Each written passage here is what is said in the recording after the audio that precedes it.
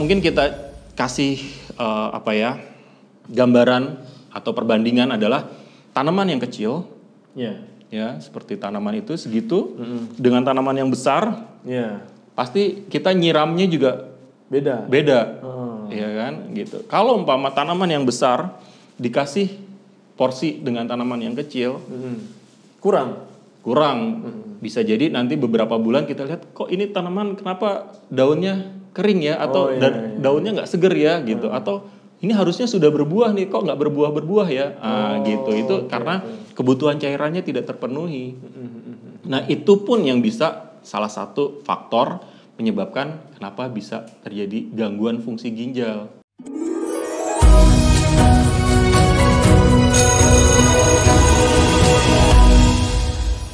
Assalamualaikum. Waalaikumsalam. Sehat Pak Dokter? Alhamdulillah sehat. Silakan duduk. Terima kasih. Alhamdulillah. Lagi sibuk nih Pak Dokter nih? Ya biasalah dokter gitulah. Nah ini mumpung lagi ada Pak Dokter nih. Ini lagi rame, lagi viral di berita di anak-anak ini. Jadi sekarang itu nggak tahu saya nyebutnya tren atau gimana gitu di Pak Dokter nih. Ada kasus masih anak-anak tapi mereka itu sudah gagal ginjal. Nah di data itu saya lihat di berita itu sampai 60 anak itu di mana, di RSCM ya? RSCM betul. Itu, ya. Datanya. Nah mungkin bisa dijelasin nih sama Pak Dokter nih, mumpung di sini penting juga nih karena penonton podcast ini banyak para orang tua juga dan guru-guru, mungkin bisa jadi warning untuk kita sama-sama nih. Gimana Pak Dokter? Ya, mungkin yang harus kita lihat adalah gagal ginjal dulu. Apa sih gagal ginjal gitu kan? Nah, gagal ginjal itu adalah ketidakmampuan ginjal untuk menyaring atau memfiltrasi darah. Nah, kemudian gagal ginjal itu ada dua, ada gagal ginjal kronik, ada gagal ginjal akut. Kalau gagal ginjal kronik itu yang berlangsung biasanya lebih dari 3 bulan. Tapi kalau yang akut itu bisa beberapa jam atau beberapa hari. Gitu. Ya, jadi kalau yang kemarin yang 60 anak-anak, ya itu kan secara spesifik belum diketahui itu apakah mereka akut atau kronik. Ya, gitu. Nah, nanti pun pada saat kronik atau akut, nah itu kan penyebabnya berbeda. Jadi ya harus juga dilihat seperti apa, gitu sih, Pak. Nah, ini yang jadi saya tuh yang jadi penasaran tuh, biasanya kalau penyakit ginjal itu kan orang tua. Nah, ini kok ke anak-anak gitu. Gitu. Ya, jadi kembali lagi tadi ya, kita kan tadi sudah memisahkan antara kronik dan akut. Ya, kalau orang tua itu biasanya kronis, ya biasa pada penyakit diabetes, pada penyakit hipertensi, atau ada kita sebutnya glomerulonefritis kronik, ataupun ada gangguan di kantung kemihnya. Nah, itu yang kronik, yang itu berlangsung bisa 3 bulan atau panjang riwayat atau perjalanan penyakitnya. Tapi kalau pada anak-anak bisa jadi karena pola hidup ya, aktivitasnya, kemudian pola makannya, gitu. Ya, salah satunya adalah ya kalau bisa kita lihat sekarang anak-anak itu makanannya serba gurih ya kan, serba manis, instan lagi gitu kan. Itu, yang kayak gitu ngaruh banget ke ginjal. Sangat berpengaruh gitu. Jadi ya kalau kita bisa bilang itu adalah kalau sekarang ultra processing ya, ya Pak ya gitu. Jadi itulah yang mungkin itu adalah salah satu faktor yang bisa menimbulkan fenomena saat ini anak-anak kenapa bisa banyak seperti itu. Banyak kasus gagal ginjal. Masalahnya itu enak-enak itu. Betul. Yang gurih sama yang manis itu enak. Betul gitu. Dan itu pada saat anak-anak kita makan atau mungkin kita pun coba makan gitu. Mungkin Pak Ageng pernah beli gitu kan? Coba makan. Kalau belum habis biasanya nggak berhenti tuh. Iya betul. Gitu.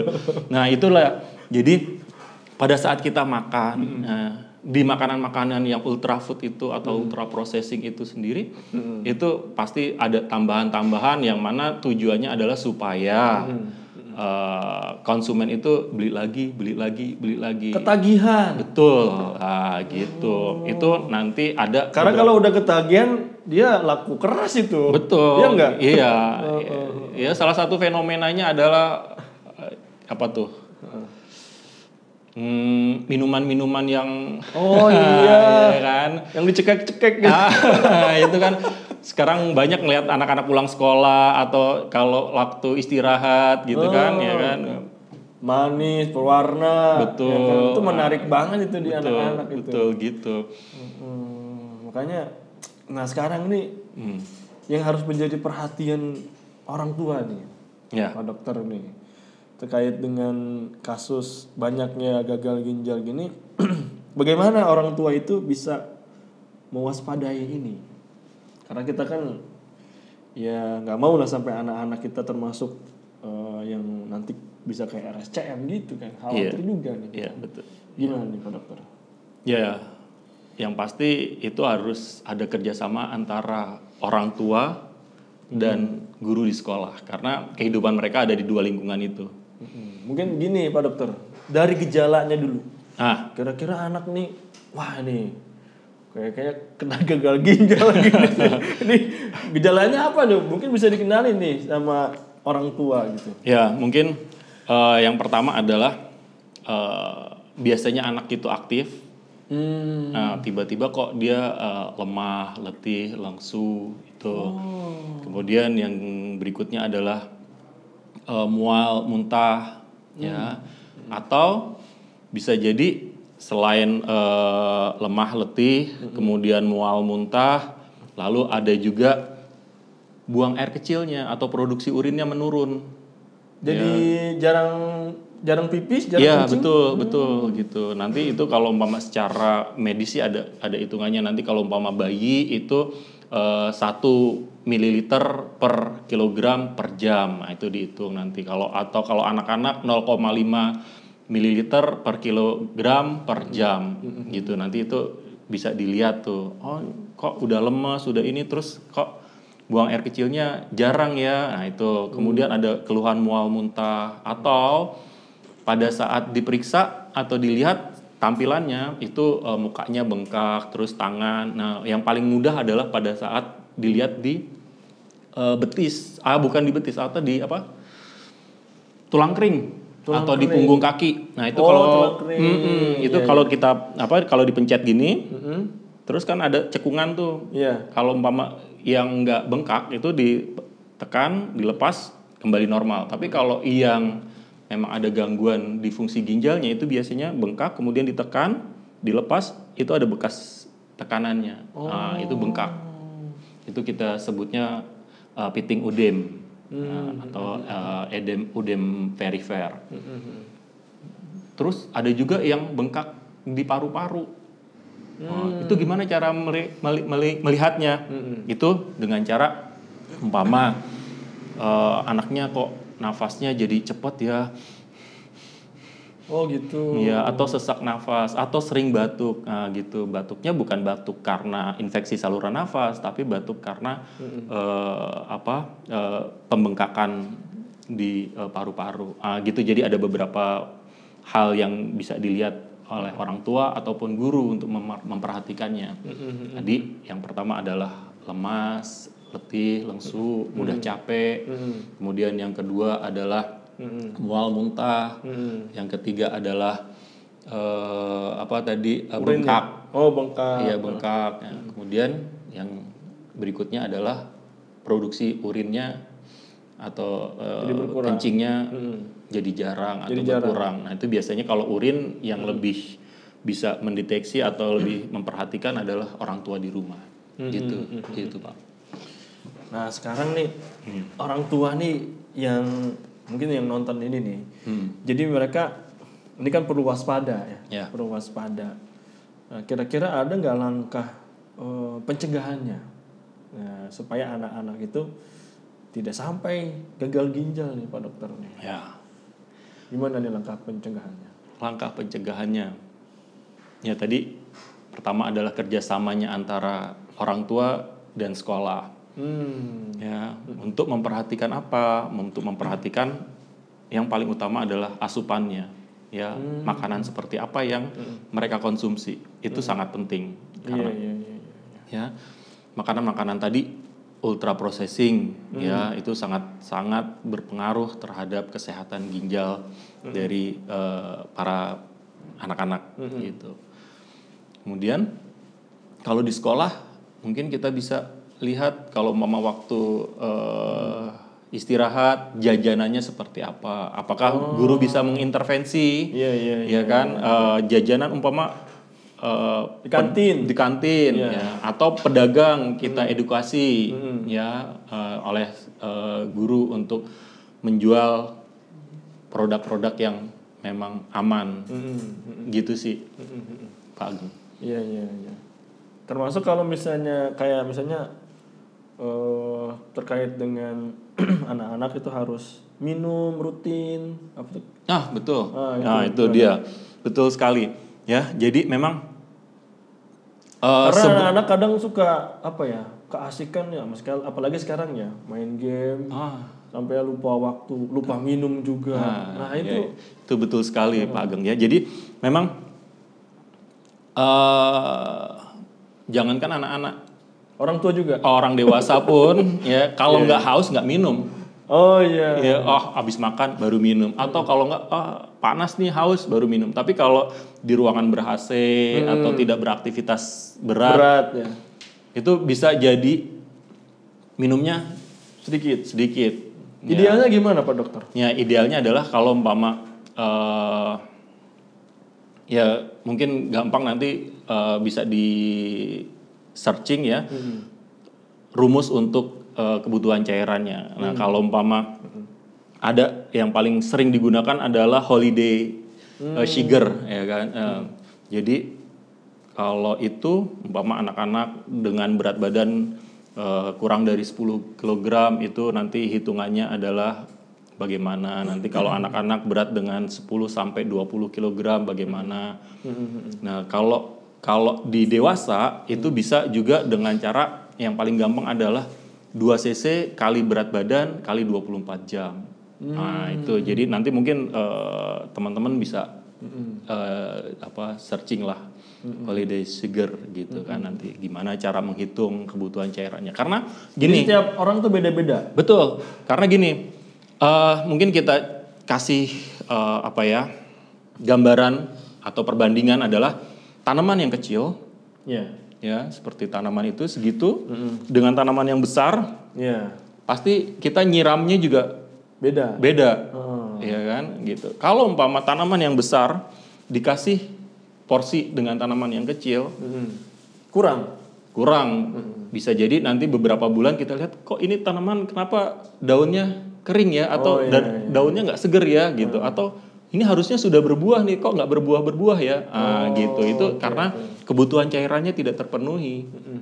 Nah itu pun yang bisa salah satu faktor menyebabkan kenapa bisa terjadi gangguan fungsi ginjal. Ya, mungkin kalau kita bikin lagi perumpamaan atau analogi seperti halnya yang paling gampang adalah namanya saluran air tuh. Ya, Pak Ageng. Ya, jadi pada saat saluran air itu airnya sedikit. Ya, kemudian sisa-sisa rumah tangga atau kotoran atau apapun itu masuk ke saluran air itu pasti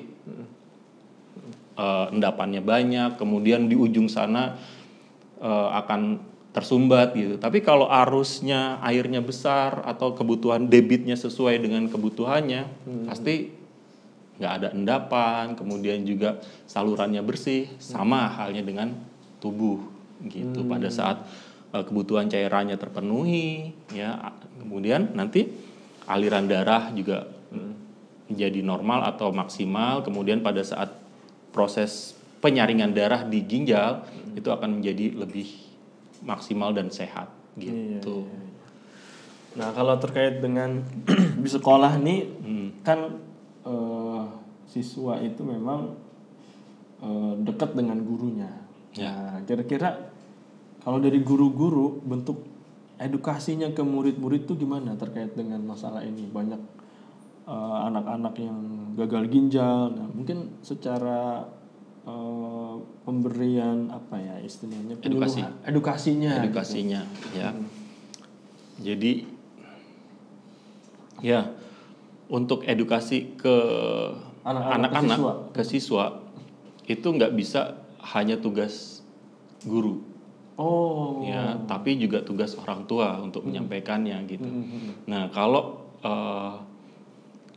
guru ya paling kan cuman jam pelajaran aja gitu. Ya. Nah, tapi pun bisa ada perannya adalah umpama di kelas itu harus boleh bawa botol minum. Kayak tumbler gitu. Tumbler gitu. Jadi itu salah satu indikasi atau petanda tuh. Kok nggak bawa botol minum? Gimana minumnya? Nah, itu salah satu media. Nantinya dari situ akan gimana makannya, gimana ininya, gitu. Ya. Karena kalau nggak bawa tumbler tuh bisa jadi jarang minum juga anaknya itu siswanya. Betul. Iya. Jadi kebiasaan itu memang penting juga ya terkait dengan kebiasaan minum anak-anak itu. Ya, jadi mungkin sebetulnya rasa haus itu sudah menjelang dehidrasi. Gitu. Tapi kalau sebelum dehidrasi pun tubuh sudah mengirim sinyal, pesan untuk memasukkan sesuatu ke dalam mulut. Ya. Nah, mungkin salah satu gagal pahamnya manusia terhadap pesan itu, pengen ngunyah lah atau pengen makan apa gitu kan. Padahal sebetulnya bukan makanan yang harusnya dimasukkan, betulnya tapi cairan. Gitu. Jadi cairan dulu harusnya dimasukkan. Karena kalau lapar atau apa, nah itu nanti responnya ada di pencernaan, ya, bukan lagi rasa pengen memasukkan sesuatu di rongga mulut. Gitu sih. Masya Allah. Ini penting banget nih, soalnya kadang ya gitu ya. Ngiranya apa ya? Lapar. Ngiranya lapar. Perasaannya lapar. Perasaannya lapar. Iya. Padahal itu bukan lapar. Padahal sebenarnya dia itu harusnya minum gitu. Minum. Iya. Karena kalau lapar itu nanti hubungan. Karena kalau makan lagi malah jadi semakin apa ya? Semakin seret gitu kan. Iya, betul. Ya, sebetulnya kan kalau lapar itu pertama ya karena lambungnya atau pencernaannya kosong, kemudian sudah banyak energi yang dipakai, kemudian tubuh butuh energi lebih banyak lagi. Nah, itu baru timbul rasa lapar. Tapi kalau umpama cairan yang kurang karena aktivitas atau udara, nah itu biasanya yang pertama rasanya ya itu tadi pengen memasukkan atau pengen minumnya itu bukan haus ya, pengen memasukkan sesuatu. Ya itu harusnya air dulu yang dimasukkan, bukan makanan sih gitu. Okay. Nah, sekarang nih kalau dalam Islam tuh ada nggak pencegahannya untuk supaya anak-anak itu atau kita ya sehat ginjalnya gitu, Pak Dokter? Ya, terkait dengan Islam mengajarkan kita ya ternyata bukan cuman makanan itu cuman harus halal. Ya. Tapi juga harus baik ya, toyib ya. Itu mungkin kita bisa buka di Al-Quran, Quran surat Al-Baqarah ayat 168 ya. Di situ diperintahkan kita untuk memakan makanan yang halal dan toyib, bukan ataupun yang lainnya gitu kan. Tapi di situ dan berarti kita diperintahkannya makannya harus halal dan baik. Baik itu seperti apa? Ya, baik itu ya. Karena kalau minuman kayak es cekek itu kayaknya halal ya. Halal. Iya betul. Halal kan? Halal. Tapi apakah itu baik Tapi untuk tubuh? apakah baik atau toyib gitu Nah, ya gitu. untuk tubuh kita?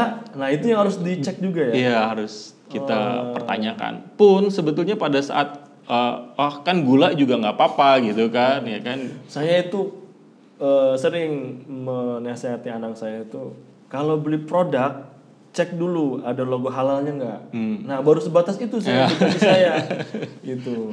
Coba cek, oh ada halalnya bi katanya gitu. Iya. Tapi toyib apa enggaknya ini yang harus juga kita cek gitu ya. Mungkin Betul. dari komposisinya juga. Apa gimana? Salah satunya adalah kita lihat kandungan glukosanya atau gulanya berapa. Ya. Nah itu banyak yang kemarin saya lihat itu ada ya di yang bikin-bikin konten itu ada. Misalnya merek anu, ini gulanya berapa gitu kan. Terus sama dia disimulasikan dengan Satu sendok. sendok, iya Sendok betul, gitu ya. betul. Ternyata segelas gitu ternyata berapa gram banyak juga gitu. Betul, iya. Banyak makanan ya anak-anak ya lah, kita sebut makanan anak-anak itu yang pada saat dilihat ya kan kalau kebutuhan standarnya anak-anak tuh paling tidak kita anggap rata-rata itu 25 kalori. Ya kan. Nah, kalau di makanan itu rata-rata ya ada yang umpama satu sajinya itu berapa kalori, kalau sampai satu pak itu bisa sampai 27 atau lebih gitu. Nah, itu juga harus jadi perhatian. Jadi sudah berapa banyak anak kita ini memasukkan kalori ke dalam tubuhnya. Nah, itu juga jadi perhatian sih sebetulnya. Gitu. Nah ini juga harus jadi perhatian orang tua ya. Kalau terkait dengan kebersihan makanannya, dokter. Kadang suka ada yang anak-anak tuh suka jajan di pinggir jalan yang banyak lah. Cimol, cireng, itu minyaknya kayak gimana, goreng berapa kali juga. Itu ada pengaruh juga nggak ke ginjal itu? Makanan-makanan gitu. Dalam jangka waktu yang lama mungkin berpengaruh. Salah satunya adalah infeksi. Ya, infeksi. Pun tapi kalau umpama yang Pak Ageng sebutkan tadi tuh nggak sehebat yang sebelum-sebelumnya kita sebutkan yang ultra processing itu sih. Gitu. Tapi kalau yang makanan tadi ya tepung atau apa, nah itu nanti juga terkait dengan kalori ya. Tapi dokter nih, bisa diperjelas nggak yang tadi ultra processing itu yang kayak gimana gitu? Nggak usah sebutnya merek tapi gitu. tapi yang kayak gimana aja tuh? Ya, mungkin biar jadi kewaspadaan kita. Mungkin produk-produk cara gampangnya adalah yang fabrikasi ya. Gitu kan di situ kan produsen harus membuat makanan seenak mungkin atau bagaimana caranya konsumen itu bisa beli produknya lagi. Nah, itu kan harus beberapa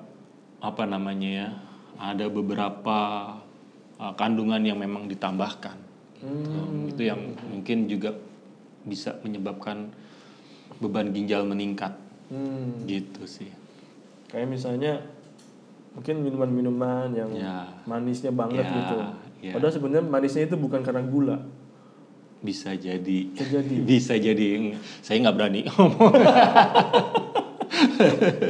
Karena kalau secara dengan harga segitu, berapa gula yang harus dimasukkan? Nah, biayanya berapa? Karena kan pengennya gitu. untung ya. Iya, gitu. Kalau gula-gula asli, pasti untungnya dikit gitu. Gitu, Pak. Iya. Termasuk kalau kayak menghindari hal-hal yang berbahaya, misalnya kayak obat-obat kayak gitu. Itu termasuk yang kemarin rame itu, Pak Dokter. Ya. Yang tahun 2022 ya. Nah, itu apakah ada efeknya juga gitu? Kayak sirup-sirup. Bahkan sempat dilarang kemarin itu. Ya, memang ada. Kami sebut itu adalah obat-obatan nefrotoksik ya, atau yang bersifat meracuni ginjal gitu. Nah, itu kan sebetulnya pun dalam penggunaan dalam jangka berapa lama, kemudian pun apakah ada secara individu pasien tersebut ada alergi atau tidak. Nah itu yang memang harus oleh karenanya kenapa masyarakat pada saat menggunakan obat-obatan tersebut harus konsultasi ke dokter gitu. Jadi supaya ini penggunaannya sekian lama, kemudian dokter akan menanyakan apakah ada gejala sebelumnya atau apa. Nah itu yang nanti dokter akan biasanya merekomendasikan obat-obatan tertentu yang memang umpama ada yang alergi terhadap obat. Nah itu nanti akan iya Pak Dokter. Nah ini bel berbunyi ini. Nah, tandanya saya harus masuk kelas yang lain nih. Baik. Terima kasih nih Pak Dokter udah main ke tempat saya, ke sekolah saya ini. Mudah-mudahan ini bermanfaat termasuk untuk orang tua, kemudian juga guru, para penonton di podcast ini. Mudah-mudahan dapat edukasi yang mudah-mudahan bermanfaat. Amin. Gitu. Nanti kapan-kapan kita ngobrol lagi ya Pak Dokter. Siap. Ya. Dengan senang hati. Assalamualaikum warahmatullahi wabarakatuh. Waalaikumsalam.